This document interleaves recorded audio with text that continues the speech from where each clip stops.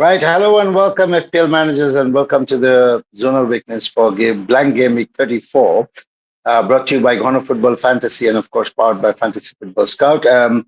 After the debacle of the triple captain Saka, I'm kind of back doing all alone the Zonal here for the Blank Game Week 34, and I know this is an important week for the free hitters, with where a lot of managers will be applying the free hit chips. But yeah, you'll have to bear with me alone today because I'm going to do it alone, particularly because Sankalp unfortunately will not be able to make it today because due to unavoidable circumstances. So yeah, I hope I'll be able to do some sort of a justice and hope to get you, the kind of information that you're looking for. So without further ado, let's just begin. And this is of course the zonal weakness for Blank Gaming 34. If you haven't followed and liked and subscribed, please do follow us because we are producing regular content. We're still getting a less number of views, so we would appreciate you sharing with your on your social media handles. And yeah, that would be great because the more views we have, the better it is. And it's encouragement for us to do much better and do it more diligently. Um, all the stats that you see are taken from the Fantasy Football Scout members area. If you're interested, click in the link in the description below and you'd get a 40% discount. And you'd be able to have access to all the data that you need, including the zonal data for all the 20 teams.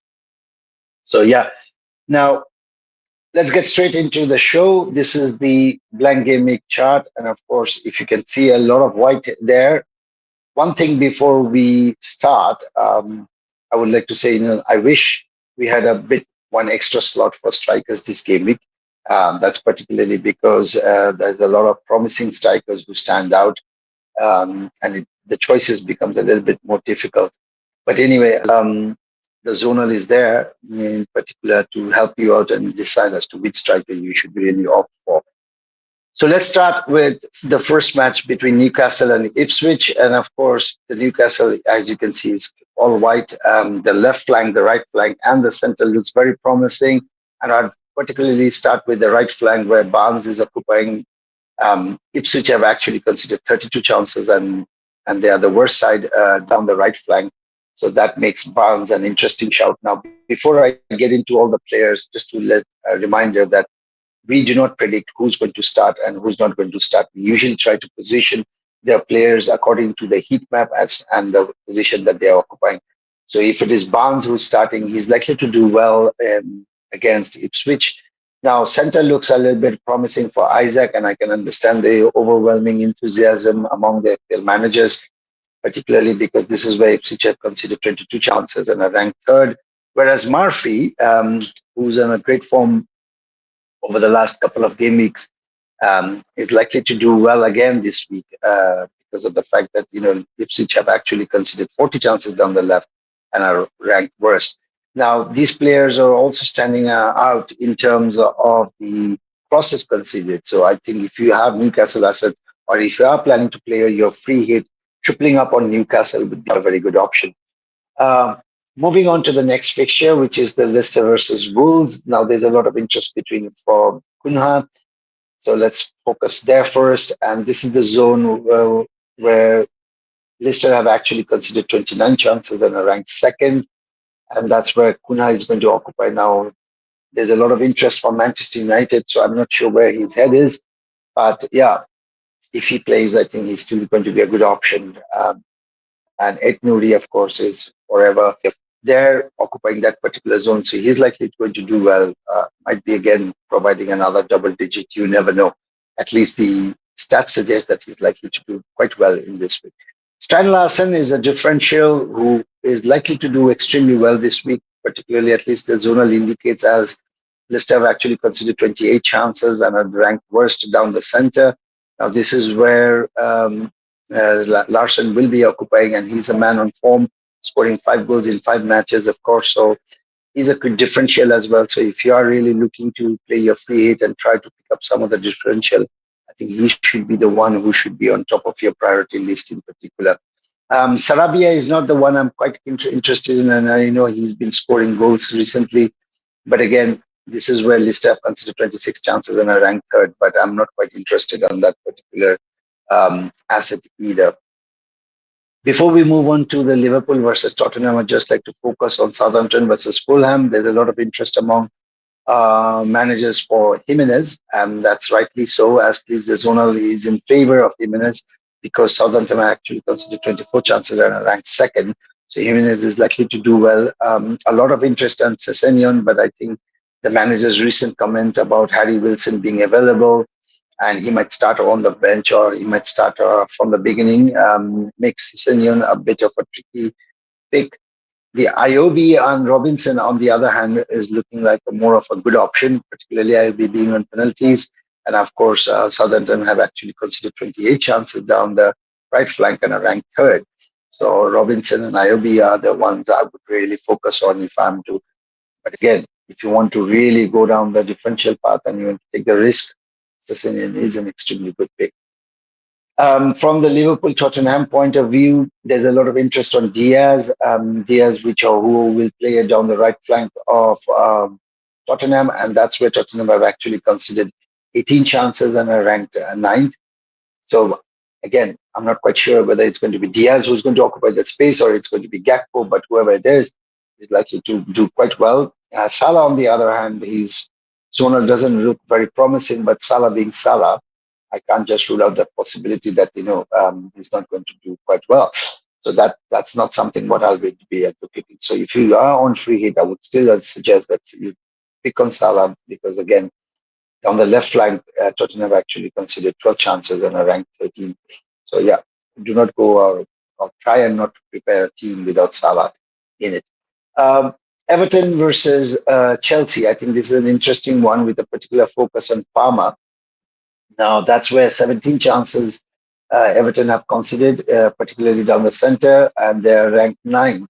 So Palmer isn't really a very extremely great shout, but again, it's not a bad shout either, and just stands out on the top five that we kind of highlight.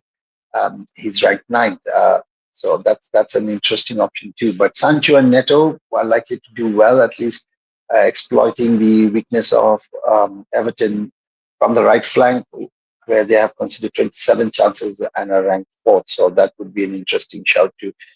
Now with Yao Pedro, I think absent Welbeck remains a very interesting shout, particularly from the Brighton West Ham match. Um, and he is likely to get the full 90 minutes, so he's good.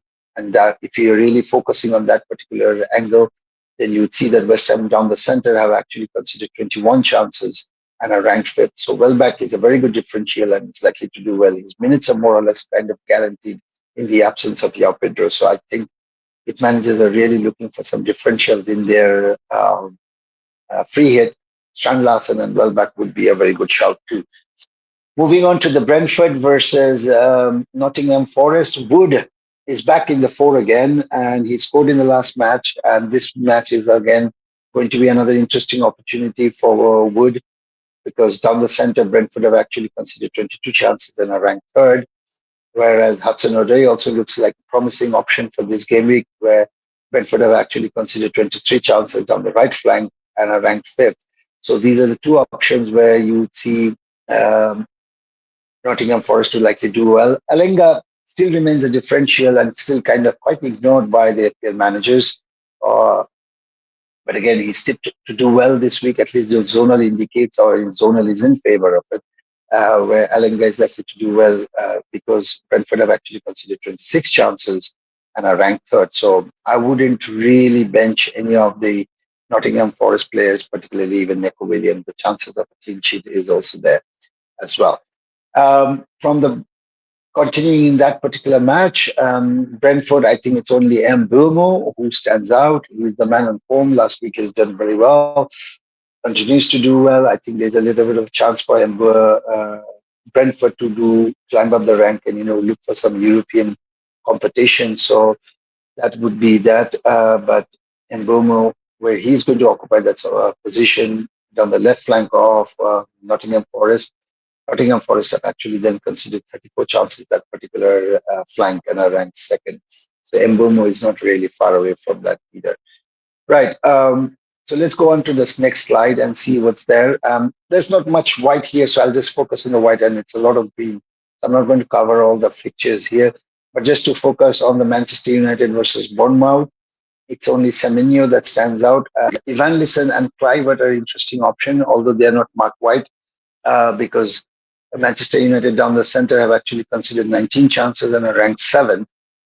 So that's just two positions below our marking.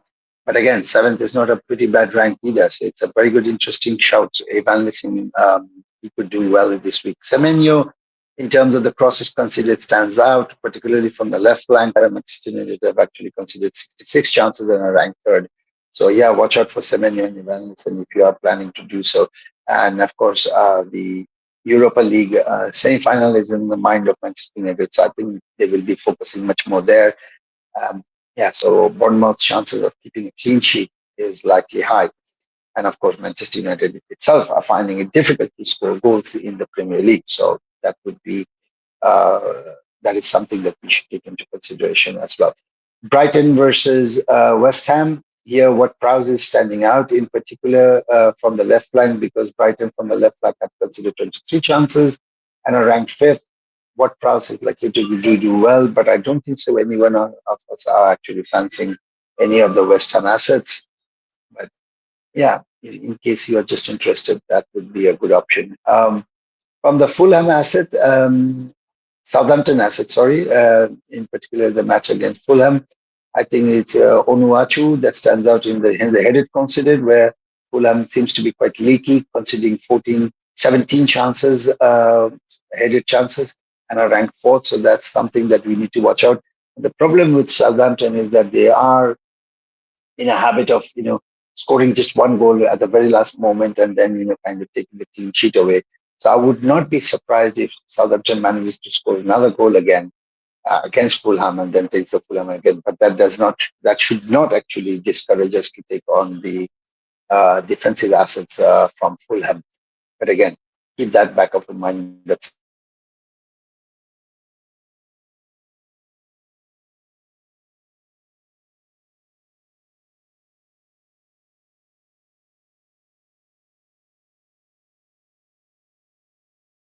in the Premier League. Southampton tends to be points away from option in particular uh, because of the fact that they have considered 23 chances and are ranked fifth. So I don't think so anybody would fancy Enciso. But again, if you are really looking for a differential option, I wouldn't really be going down that path. I think there are quite a number of differential options in the first slide. So I think let's focus on that. Yeah. So I think those are the two slides that we kind of covered for this one. And moving on to the team of the week. Yeah, pretty much not surprised with Isaac, Larson, and Kunha. We kind of already discussed as to why they make the zonal team of the week, blank gaming 34. What's interesting is Barnes. We have also discussed IOB. We kind of discussed as well. Mbomo is an interesting shout along with Murphy. Salah doesn't make the team either. From the December, I said I think Eknuri is likely to do well, as I said. Nico Williams, and then there is Robinson that makes it. And then we have Sanchez as the goalkeeper because of the fact that West Ham are finding it difficult. At least Chelsea is kind of looking quite defensively solid. So that's why Sanchez makes it. But beside that, I'm not quite surprised that there's triple Wolves, triple Newcastle. There is a double up on Fulham, and of course, there's a bit of a focus on the Nottingham Forest defensive asset, with Mbumo being a defensive or sort of like a heavy ownership, making it considering that Nottingham Forest are quite vulnerable down the flank where Mbumo plays. So yeah, I think that's that. That's all we have for this week. I hope you enjoyed it. I'm sorry if we have not done justice to the one, usually the way Bethany and Sankalp does it. But yeah, I hope you still enjoyed it. Do keep supporting us, and next week, Bethany will be back. But until then, take care. Bye bye.